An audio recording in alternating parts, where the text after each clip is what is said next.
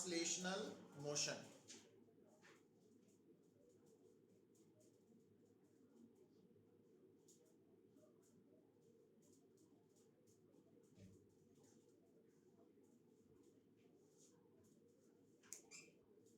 चाबी लगी है बच्चे? नहीं phone translational motion. Translational motion की होता है तो देखो जितना थानू मैं दसिया ना कि गल सुनो, जितना थानू मैं दसिया रोटेशनल मोशन बारे कि रोटेशनल मोशन च ना हर पार्टिकल की एंगुलर वेलोसिटी की होनी है रिजिड बॉडी दे एंगुलर वेलोसिटी दे बराबर, हर पार्टिकल दी एंगुलर एक्सेलरेशन रिजिड बॉडी दी एंगुलर एक्सेलरेशन दे बराबर, हर पार्टिकल दी एंगुलर डिस्प्लेसमेंट रिजिड बॉडी दी एंगुलर डिस्प्लेसमेंट दे उतना ही। ट्रांसलेशनल मोशन च की हुंदा हर पार्टिकल दी डिस्प्लेसमेंट, हर पार्टिकल दी डिस्प्लेसमेंट ते रिजिड बॉडी दी डिस्प्लेसमेंट सेम है। और जो आप कहते ना बॉडी की डिस्प्लेसमेंट सेम है ओदा मतलब ओदे सेंटर ऑफ मास की डिस्प्लेसमेंट। तो की नोट करना ट्रांसलेशनल मोशन च if delta R vector be the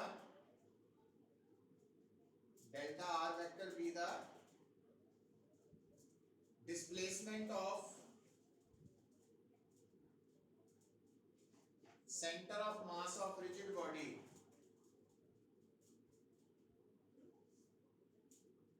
then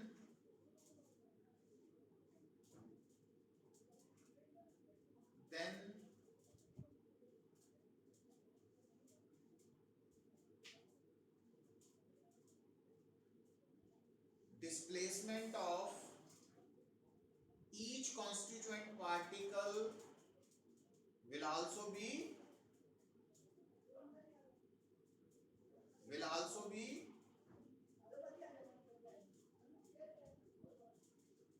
delta r, है ना? इतना ही। if VCM vector be the VCM कर लो या VC कर लो, भाई इतना लिख लो, सिंपल ही है वो। इसका मतलब सेंटर ऑफ मास भी है ना, इफ VC इतना लिख लो be the velocity of center of mass of rigid body then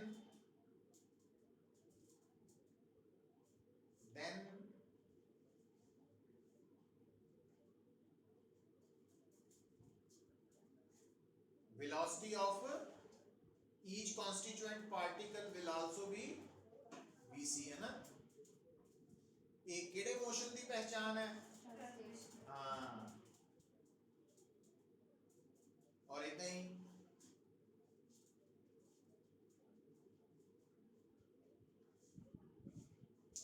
if AC भी लिख सकते, ACM भी पा सकते नाल। ये acceleration of centre of mass of the body rigid body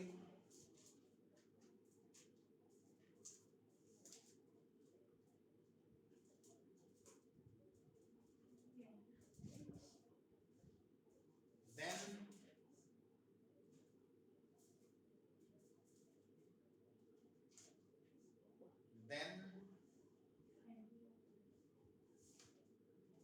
acceleration of each constituent particle will be AC।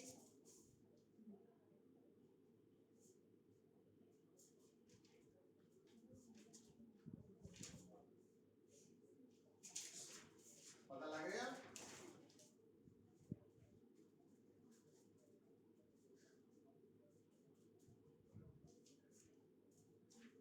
तो आ देखियो बेटा, आ मैं तुम्हारे सामने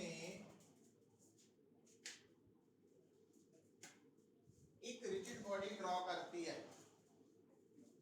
आ है ट्रांसलेशनल रोटेशनल मोशन और आ मैं ड्रॉ करने लगा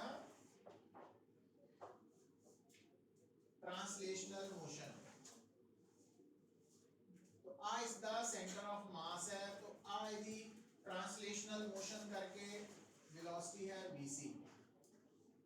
एरो पाओ ना पाओ कोई फर्क नहीं, आपा वेक्टर ही है, समझ लेना तुसीं।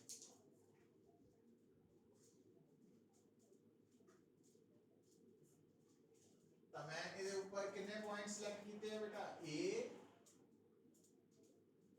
b c d। ਹੁਣ ਇਹਦੇ ਵਿੱਚ ਦੱਸਿਓ ਮੈਨੂੰ ਸੋਚ ਕੇ, तो आ वाला सेकंड केस च बॉडी का मोशन केड़ा वा, ਤਾਂ अगर centre of mass the velocity vc है तो a point the velocity vc होनी है, c दी b दी d दी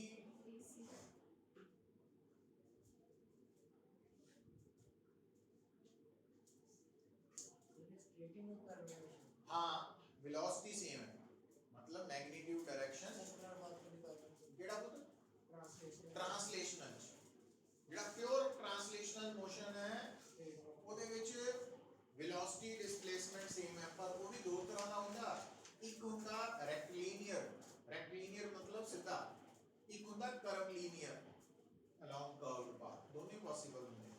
मतलब वेलोसिटी ਤਾਂ हमेशा along the tangent होनी है ना, तो मतलब कहता है कि ट्रांसलेशनल मोशन च ये ना समझ लियो कि बॉडी ने हमेशा स्ट्रेट पाथ नहीं फॉलो करना, कर्व्ड पाथ भी फॉलो कर सकती है, पर हर पार्टिकल दी वेलोसिटी एक दूसरे दे पैरेलल होएगी, मैग्नीट्यूड सेम होएगा, डायरेक्शन भी सेम होएगी। क्लियर है एट एनी इंस्टेंट। अच्छा पर उत्तर अपन नहीं जाना, हुन उत्तर गल नूं सोचिए समझिए ते अप्लाई करिए। आ देखियो जरा, आ तुहाडा पेन है, बॉडी है, रिजिड बॉडी। हुण आ देखियो इहनूं मैं इदां घुमा रहा, ये रोटेशनल मोशन है, आ वाला है ना। अच्छा ते इहनूं मैं इदां प्योर ट्रांसलेशनल है, पर हुण आ जाओ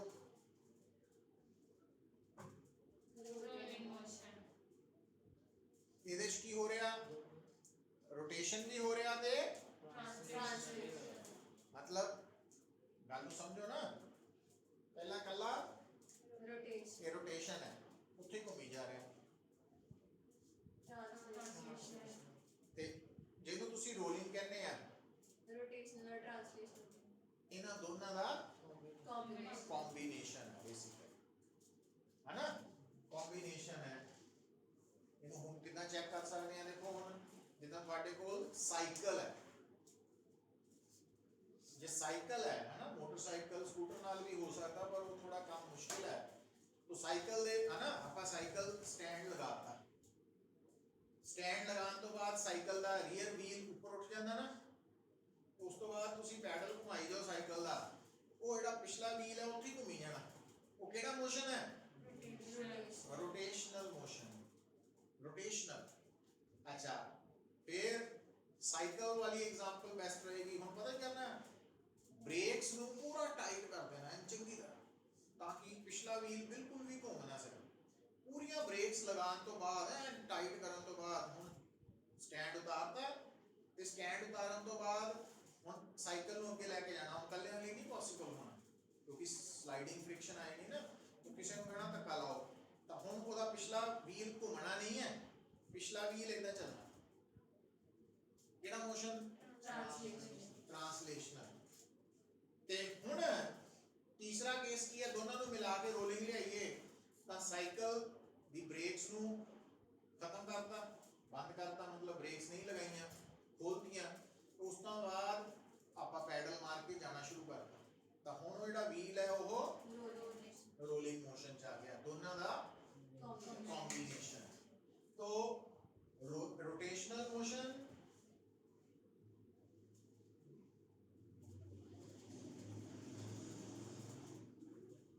ट्रांसलेशनल मोशन का कॉम्बिनेशन की है रोलिंग मोशन, और इन्हां दोनों को जोड़ के देखिए है ना, इज इक्वल टू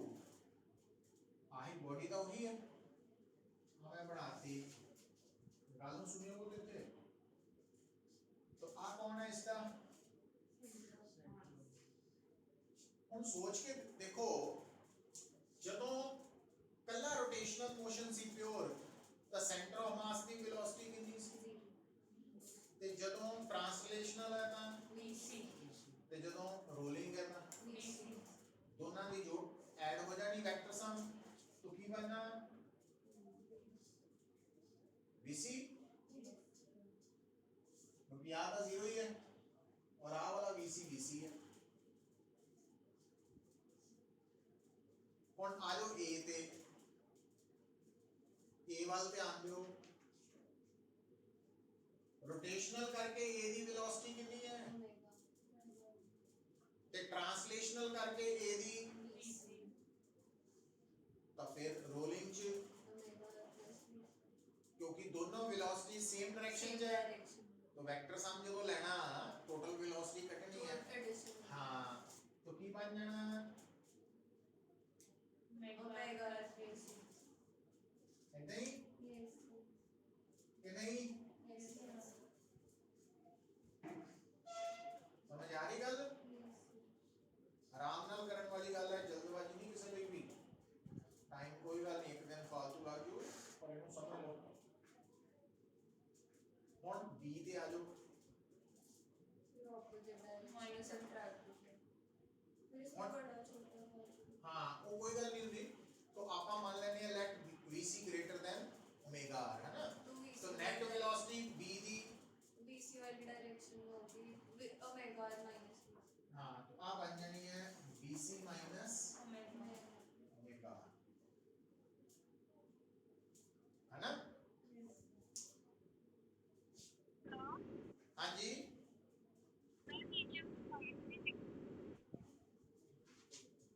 अच्छा हम क्लियर है बेटा हाँ केड़ा आहा नहीं नहीं ये गल सुनो VC वाली डायरेक्शन आ जेड़ा ओमेगा वा ये इदां तो भरी है ना बॉडी तो टेंजेंट भी उदां ही घुमना वा जे ओमेगा इदां होंदी फिर टेंजेंट इदां समझ गए मतलब आ जेड़ा ओमेगा ना ਇਹਦੇ ਘੁੰਮਣ ਦੇ ਅਕੋਰਡਿੰਗਲੀ ਟੈਂਜੈਂਟ ਦੀ ਡਾਇਰੈਕਸ਼ਨ ਡਰਾ ਹੋਣੀ ਹੈ समझ आई है गल ये ध्यान च रखना अच्छा जे सी दी गल करिए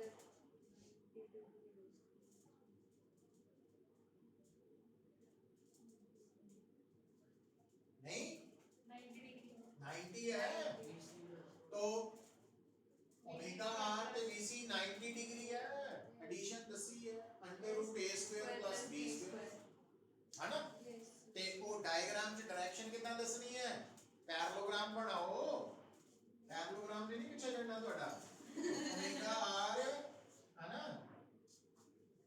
ते BC ते रिजल्टेंट एकदा बन जाना हां ਤੁਹਾਡਾ आ वेलोसिटी कितनी है under root VC square plus omega r एकदा ही इधर आ जाओ डीच ਇਹਦਾ ਮੈਂ ਹੋਰ ਵੀ ਸ਼ਾਰਟਕਟ ਤਰੀਕਾ ਵੀ ਦੱਸੂ ਨਾਲ ਆਪਸ਼ਨਸ ਕਿਉਂਕਿ ਇਹ ਉਹ ਟੌਪਿਕ ਹੈ ਨਾ ਜਿਹਦੇ ਚ ਕੰਪੀਟੀਸ਼ਨ ਚ ਇੱਕ ਕੁਐਸਚਨ ਆਣਾ ਹੀ ਹੁੰਦਾ ਸਮਝਗੇ ਨਾ ਕੁਝ ਟੌਪਿਕ ਹੈ ਡੈਫੀਨਿਟਲੀ ਹੈ ਉਹ ਚ ਆਣਾ ਹੀ ਹੈ ਕੁਐਸਚਨ ਚਾਂਸਸ तो ਇਹਦੇ ਵਿੱਚ ओमेगा BC वाली वेलोसिटी अंडर रूट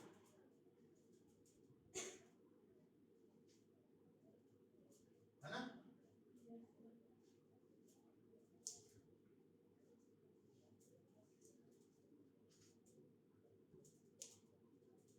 क्लियर तो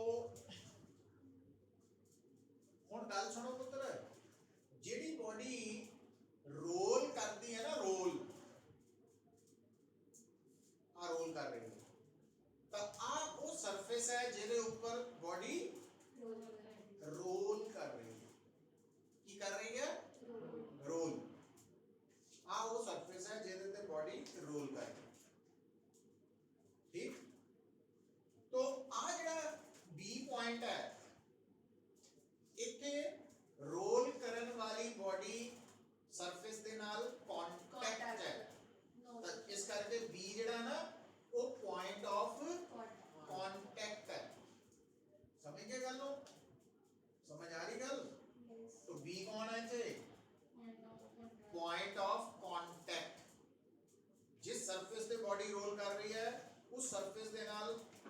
जितों जुड़ी हुई है वो है पॉइंट ऑफ कांटेक्ट की। ठीक है, क्लियर हो रही गल है?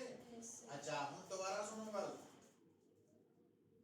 इथे जिहड़ा रोलिंग मोशन है ना ਉਹਦੀ ਜਦੋਂ ਆਪਾਂ ਗੱਲ ਕਰਦੇ ਆ ਤਾਂ ਜਿਸ ਸਰਫੇਸ ਤੇ ਰੋਲਿੰਗ ਮੋਸ਼ਨ ਹੋ ਰਿਹਾ ਇਸ ਵਕਤ ਜਿਹੜਾ ਰੋਲਿੰਗ ਮੋਸ਼ਨ ਹੋ ਰਿਹਾ ਉਹ ਮੇਰੇ ਹੱਥ ਤੇ ਹੋ ਰਿਹਾ, तो ਜਿਹੜਾ जिस सरफेस ਤੇ ਹੋ ਰਿਹਾ ਇਹ surface with respect to earth rest ਤੇ ਹੈ ਕਿ मोशन ਚ रेस्ट ਤੇ, मतलब इस वक्त ਆਪਾਂ ਕਹਾਂਗੇ रोलिंग मोशन ਕਿੱਥੇ ਹੋ ਰਿਹਾ, स्टेशनरी सरफेस ਤੇ। पर इधर देखियो ਹੁਣ ਜਿਹੜਾ रोलिंग मोशन है वो मूविंग सरफेस ਤੇ ਹੋ ਰਿਹਾ। ਹੁਣ ਜਿੱਦਾਂ ਮੰਨ ਲਓ ਕਨਵੇਅਰ ਬੈਲਟ ਹੈ, कन्वेयर बेल्ट देखी है ना? Yes, sir. Moving surface.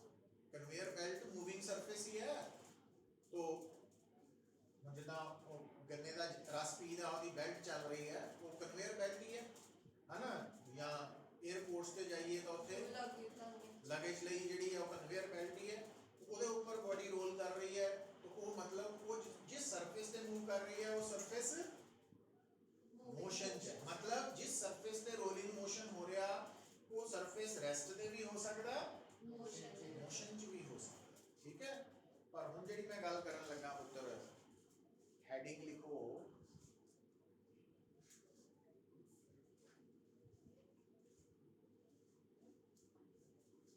हुण मैं तुहाडे सामने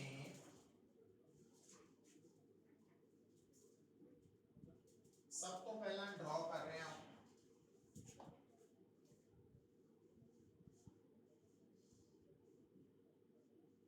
सरफेस, ठीक है, एट चलो मोशन बना लिए पहला, ये डायग्राम की शो कर रही है थानू कि सरफेस मोशन च है और उस सरफेस की वेलोसिटी कितनी है vs, और इस सरफेस के ऊपर आज की ਤੁਹਾਡੀ बॉडी है बेटा, बट आ देखियो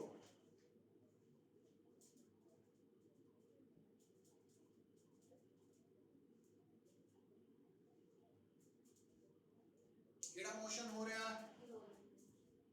रोलिंग मोशन हो रहा, क्योंकि रोलिंग मोशन च ओमेगा भी होएगा ते vc भी होएगा, तो याद रख लेना पुत्र।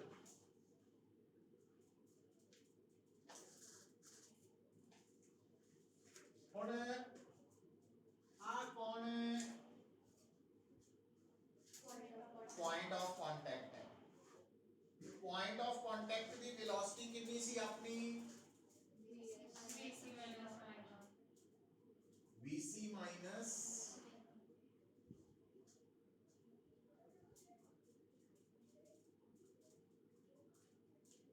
vb की है, हाँ इन्हों मैं vb ना लेके ना point of contact POC point of contact लिख देता,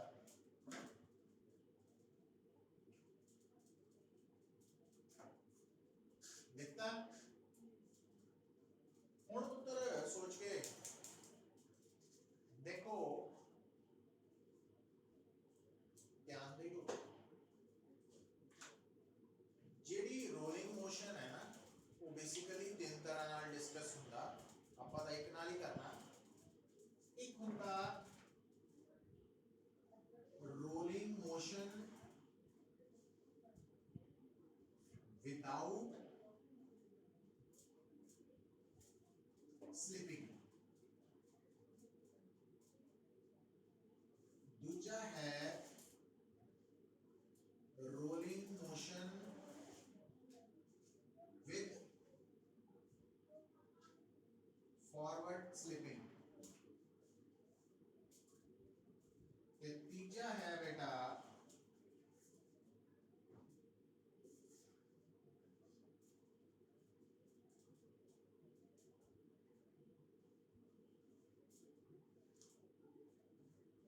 बैकवर्ड स्लिपिंग,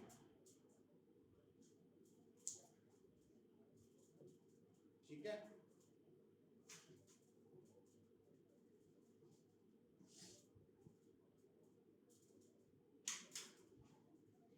डालो सुनो,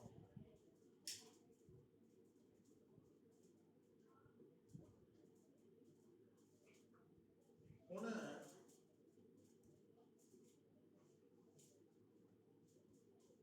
ਇਹਨੂੰ ਬ੍ਰੌਡਲੀ ਤੁਸੀਂ ਕਿੱਦਾਂ ਸਮਝ ਸਕਦੇ ਹਾਂ ਹਲੇ, ਫਿਰ ਆਪਾਂ ਇਹਨੂੰ ਡਿਟੇਲ 'ਚ ਵੀ ਆਵਾਂਗੇ ਥੋੜਾ ਜਿਹਾ। ਦੇਖੋ ਪੁੱਤਰ, ਜਿਹੜਾ ਤੁਹਾਡਾ ਰੋਲਿੰਗ ਮੋਸ਼ਨ ਹੈ ਵਿਦਆਊਟ ਸਲਿਪਿੰਗ, ਉਹ ਆਪਾਂ ਕੀ ਮੰਨ ਸਕਦੇ ਹਾਂ ਕਿ ਜਦੋਂ ਤੁਸੀਂ ਐਕਟਿਵਾ ਚਲਾ ਰਹੇ ਆ, ਮੋਟਰਸਾਈਕਲ ਚਲਾ ਰਹੇ ਆ, ਕਾਰ ਚਲਾ ਰਹੇ ਆ, ਸਾਈਕਲ ਚਲਾ ਰਹੇ ਆ, बिना ब्रेक लगाए, ब्रेक्स नहीं लगा रहे है ना, ਤੇ ਨੀਚੇ ਸੋਲਿਡ ਸਰਫੇਸ ਹੈ, ਸੜਕ ਹੈ ਪੱਕੀ, ਤਾਂ ਉਸ ਵਕਤ ਜਿਹੜਾ ਰੋਲਿੰਗ ਮੋਸ਼ਨ ਹੈ ਉਹ ਕਿਹੜਾ ਵਾ ਵਿਦਆਊਟ ਸਲਿਪਿੰਗ, ਜਿਹੜਾ ਕਿ ਸਾਡਾ ਸਿਲੇਬਸ ਦਾ ਪਾਰਟ ਹੈ।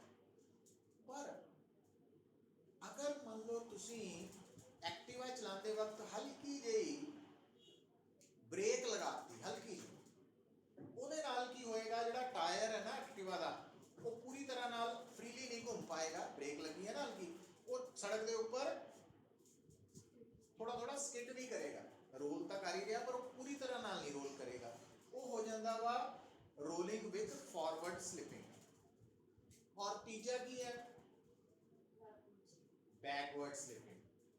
बैकवर्ड स्लिपिंग वाला एग्जांपल है कि अगर मान लो तुसी जा रहे हैं और तुसी मान लो रेता का ढेर सीगा, ਉਹਦੇ ਤੇ ਐਕਟਿਵਾ ਚਿੱਕੜ ਸੀ, ਕਈ ਵਾਰੀ ਟਾਇਰ ਫਸ ਜਾਂਦਾ ਨਾ, ਤੇ ਫਿਰ ਆਪਾਂ ਉੱਥੇ ਰੇਸ ਦਿੰਨੇ ਆ, ਉਹ ਉਨੀ ਕੁ ਜਗ੍ਹਾ ਤੇ ਘੁੰਮੀ ਜਾਂਦਾ ਟਾਇਰ, ਅੱਗੇ ਨਹੀਂ ਜਾਂਦਾ, ਘੁੰਮੀ ਜਾਂਦਾ ਹਨਾ, ਉਹ ਹੁੰਦੀ ਹੈ ਬੈਕਵਰਡ ਸਲਿਪਿੰਗ, ਮਤਲਬ ਜਿੰਨਾ ਐਕਸਪੈਕਟਡ ਹੈ ਉਨਾ ਅੱਗੇ ਨਹੀਂ ਜਾ ਰਿਹਾ, तो है बैकवर्ड स्लिपिंग। तो बैकवर्ड स्लिपिंग और फॉरवर्ड स्लिपिंग च की होना पुत्र, जेड़ा आ बी पॉइंट है ना, जेड़ा रोलिंग बॉडी दा पॉइंट ऑफ कांटेक्ट है, ਇਹਦੇ ਸਰਫੇਸ ਦੇ ਨਾਲ ਰਿਲੇਟਿਵਲੀ ਜਾਂ ਅੱਗੇ ਨੂੰ ਸਲਿਪ ਕਰਨਾ ਜਾਂ ਪਿੱਛੇ ਨੂੰ ਸਲਿਪ ਕਰਨਾ, तो ਇਹਨਾਂ ਦੋਨੋਂ ਕੇਸਿਸ ਦੇ ਵਿੱਚ ਫਾਰਵਰਡ ਸਲਿਪਿੰਗ ਚ ਵੀ ਤੇ ਬੈਕਵਰਡ ਸਲਿਪਿੰਗ ਚ ਵੀ पॉइंट ऑफ कांटेक्ट मतलब रोलिंग बॉडी और सरफेस दे विच काइनेटिक फ्रिक्शन होनी है, किहड़ी फ्रिक्शन होनी है, काइनेटिक। पर आपा है विदाउट स्लिपिंग, जिहड़ा विदाउट स्लिपिंग है ਇਹਦੀ ਕੀ कंडीशन है, ਇਹਦੀ कंडीशन ये है कि velocity of point of contact with respect to surface ये हमेशा जीरो होना, मतलब रोलिंग विदाउट स्लिपिंग दे विच जिहड़ा पॉइंट ऑफ कांटेक्ट है ना बॉडी दा, ओदी वेलोसिटी और जिस सरफेस ते वो हो रहा उस सरफेस दी वेलोसिटी हमेशा बराबर होनी, ताकि दोनों च रिलेटिव मोशन ना हो। और इस कारण करके सुन लो, इनु आपां कल भी अगे कंटिन्यू करांगे, इस कारण करके रोलिंग मोशन विदाउट स्लिपिंग दे विच बेटा रोलिंग बॉडी और सरफेस च केड़ी फ्रिक्शन होनी है, स्टैटिक फ्रिक्शन। जब कि जे तुहानू कोई पूछे rolling motion with forward slipping च रोलिंग बॉडी और सरफेस च केड़ी, हां इथे भी काइनेटिक फ्रिक्शन, इथे भी काइनेटिक फ्रिक्शन, पर इथे स्टैटिक फ्रिक्शन। ते स्टैटिक फ्रिक्शन दी वैल्यू फिक्स नहीं है, वो 0 तो लिमिटिंग तक वेरी कर सकती है ना अपने आप को, वो आपन सिचुएशन तो निकलेगी, वो करांगे अपन। तो रोलिंग मोशन विदाउट स्लिपिंग केडी कंडीशन दसी, velocity of point of contact with the surface with respect to surface 0 होनी चाहिए। हुन आपा इथे जेड़ा सरफेस है ओदी वेलोसिटी कितनी बननी है, ते point of contact the velocity कितनी है, vc माइनस ओमेगा r, ता एदा मतलब v poc s = 0 का मतलब poc माइनस vs इधर लेते ना रिलेटिव वेलोसिटी। तो हुन आ कौन है, vc minus omega r minus vs,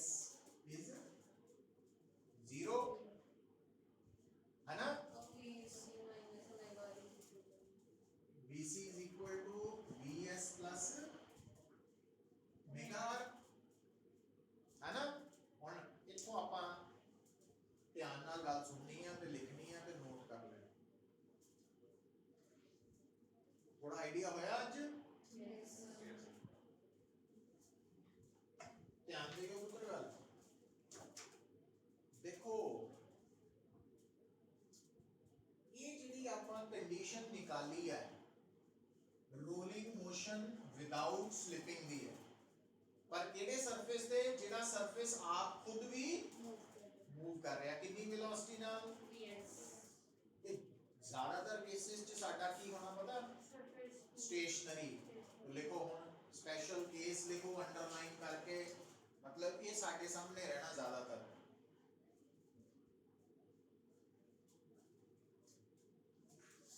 rolling motion without slipping on a stationary surface की आउ कंडीशन VS जीरो हो जू तो फिर VC कितनी हो जू? ओमेगा R ਦੇ ਬਰਾਬਰ है ना। ਹੁਣ ਫਰਕ ਸਮਝਿਓ ਪੁੱਤ, ਜੇ ਮੈਨੂੰ ਕੋਈ ਕਹੇ, ਧਿਆਨ ਦਿਓ ਜਿੱਥੇ ਆਪਾਂ ਗਲਤੀ ਕਰਦੇ ਹਾਂ ਕੀ ਹੈ, ਜੇ ਮੈਨੂੰ ਕੋਈ ਕਹੇ ਕਿ ਜਿਹੜੀ ਰੋਲਿੰਗ ਵਿਦਆਊਟ ਸਲਿਪਿੰਗ ਹੈ ਉਹਦੇ ਵਿੱਚ ਹਮੇਸ਼ਾ VC ओमेगा R ਹੁੰਦੀ ਹੈ, ਇਜ਼ ਇਟ ਟਰੂ? VC हमेशा ओमेगा R ਹੁੰਦੀ ਹੈ, ट्रू है? ट्रू नहीं है। पर ये मैं गल ते क्यों स्ट्रेस दे रहा ਤੁਹਾਨੂੰ? क्योंकि ਹੁੰਦਾ ਪਤਾ ਕੀ ਹੈ, ਆਪਾਂ ਜਿਹੜਾ ਰੋਲਿੰਗ ਮੋਸ਼ਨ ਪੜ੍ਹਦੇ ਆ ਨਾ, ਇੱਕ ਤਾਂ ਉਹ ਵਿਦਆਊਟ ਸਲਿਪਿੰਗ ਹੈ ਤੇ ਦੂਜਾ ਉਹ ਸਟੇਸ਼ਨਰੀ ਸਰਫੇਸ ਤੇ ਹੁੰਦਾ, ਤੇ ਸਟੇਸ਼ਨਰੀ ਸਰਫੇਸ ਤੇ ਹੋਣ ਕਰਕੇ VS ਜ਼ੀਰੋ ਹੁੰਦੀ ਹੈ, ਤੇ ਜ਼ੀਰੋ ਹੋਣ ਕਰਕੇ VC ਹਮੇਸ਼ਾ ओमेगा R ਲੈਨੇ ਆਪਾਂ। ਉਹ ਦਿਮਾਗ ਇਹੀ ਐਕਸੈਪਟ ਕਰਨਾ ਸ਼ੁਰੂ ਕਰ ਦਿੰਦਾ ਕਿ VC ਦਾ ਹੁੰਦੀ ओमेगा आ रही है, पर ये गल ट्रू नहीं है, है ना। ये याद रख लेना, MCQ च आ सकता ਤੁਹਾਨੂੰ ਪੁੱਛਿਆ ਜਾ ਸਕਦਾ। ਅੱਛਾ, ਤੇ ਜੇ ਮੰਨ ਲਓ ਤੁਹਾਡਾ ਰੋਲਿੰਗ ਮੋਸ਼ਨ ਹੈ, ਉਹ ਕਿਹੜੇ ਨੇਚਰ ਦਾ ਹੋਣਾ ਸਾਡੇ ਸਾਹਮਣੇ? ਰੋਲਿੰਗ ਮੋਸ਼ਨ ਹਮੇਸ਼ਾ ਵਿਦਆਊਟ ਸਲਿਪਿੰਗ, ਤੇ ਜੇ ਬਿਨਾ ਸਲਿਪਿੰਗ ਦੇ ਹੈ ਤਾਂ ਫਿਰ VC ਕਿੰਨੀ ਰਹਿਣੀ? ਹਮੇਸ਼ਾ omega R on a stationary surface. Stationary surface clear? ये भूलियो ना। तो जे VC ओमेगा R होनी है ना, तो फिर पुत्र जे मैं स्टेशनरी सरफेस ਲਈ VC अगर ओमेगा R है, तो जे मैं ਤੁਹਾਨੂੰ ਕਹਾਂ ਦੋਨੋਂ ਸਾਈਡ ਨੂੰ ਡਿਫਰੈਂਸ਼ੀਏਟ ਕਰੋ ਵਿਦ ਰਿਸਪੈਕਟ ਟੂ ਟਾਈਮ, तो dVC/dt ਹੁਣ रेडियस थोड़ी बदल जाना, तो R d omega by dt, तो आ हो गया AC और आ हो गया अल्फा। आपको लियो ना, रोलिंग विदाउट स्लिपिंग दे ਲਈ स्टेशनरी सरफेस ਤੇ VC हमेशा ओमेगा R ਤੇ AC हमेशा अल्फा R, है ना। पता लगा? ਤੇ ਹੁਣ ਲਾਸਟ ਤੇ ਆਪਾਂ ਗੱਲ ਖਤਮ ਕਰਨ ਲੱਗੇ ਆ, ਉਹ ਕੀ ਹੈ? ਇੱਧਰ ਦੇਖੋ ਜਰਾ, ਆ ਕਿਹੜੀ ਬੋਡੀ ਹੈ? Rolling body. तो जे ये रोलिंग बॉडी है बेटा, तो VS की है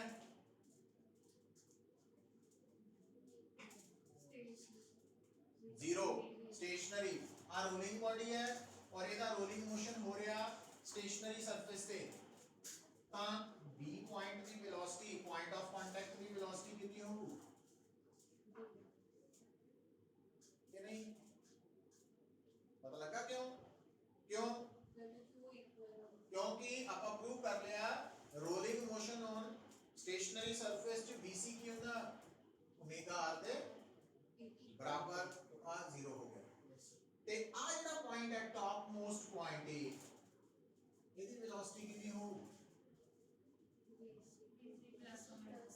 BC प्लस मतलब BC प्लस ओमेगा R ਨੂੰ 2 ओमेगा R लिख सकते या 2 VC लिख सकते कि नहीं?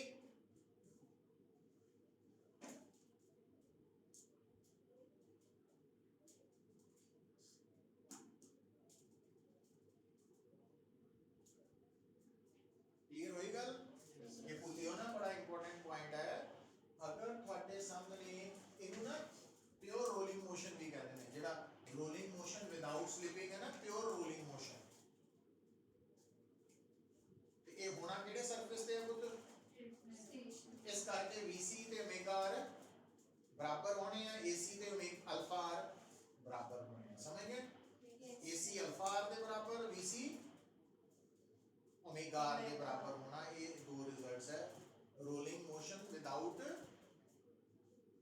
slipping over stationary surface है ना। इस गल ਨੂੰ ਹਾਲੇ ਇਹ ਤਾਂ ਸਟਾਰਟ ਹੋਇਆ ਨਾ, ਇਹਨੂੰ ਆਪਾਂ ਫਰਦਰ ਕੱਲ ਨੂੰ ਜਦੋਂ ਇਲੈਬੋਰੇਟ ਕਰਾਂਗੇ ਫਿਰ ਹੋਰ ਕਲੀਅਰ ਹੋਏਗੀ ਗੱਲ। ਪਰ ਇਹ ਰਿਜ਼ਲਟਸ ਆ ਜਿਹੜੇ ਕਿ ਆਪਾਂ ਅੱਜ ਡਿਸਕਸ ਕੀਤੇ, ਜਿਹੜੇ ਦਿਮਾਗ 'ਚ ਰਹਿਣੇ।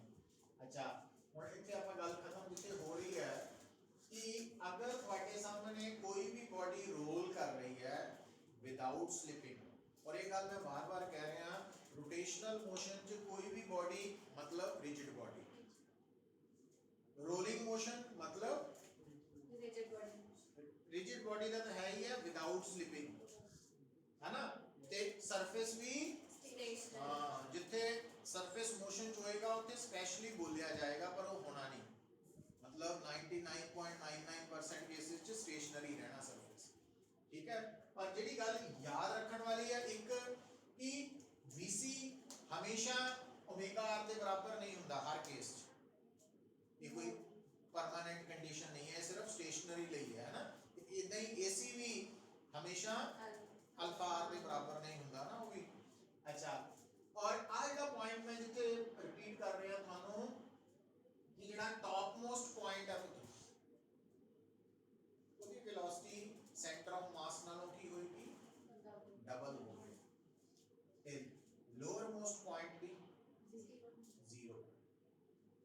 केड़ी केस च हां, rolling without slipping over stationary surface. Clear है? हां, तो ये कांसेप्ट क्योंकि साडे लिए बड़ा